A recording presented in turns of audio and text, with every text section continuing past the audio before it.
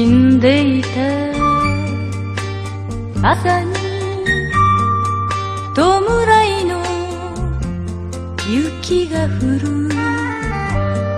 はぐれ犬の遠吠え下駄の音きしむ因果な重さ見つめて歩く闇を抱きしめる蛇の目の傘ひとつ命の道を行く女涙はとに捨てました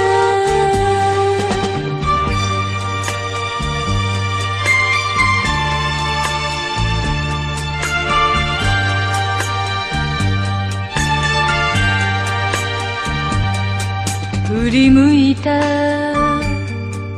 川に遠ざかる旅の日がいてた鶴は動かず泣いた雨と風冷えた水面にほつれ髪映し涙さえ見せない蛇の目の傘ひとつ恨みの道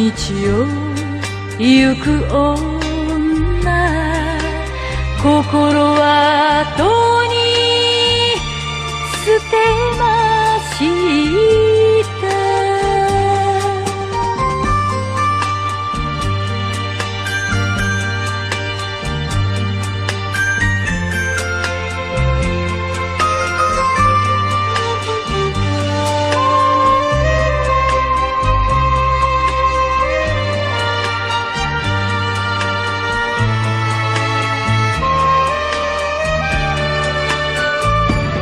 義理も情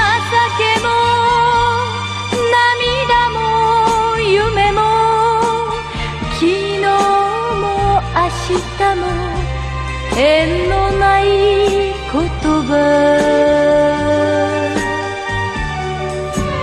恨みの川に身を委ね女はとに捨て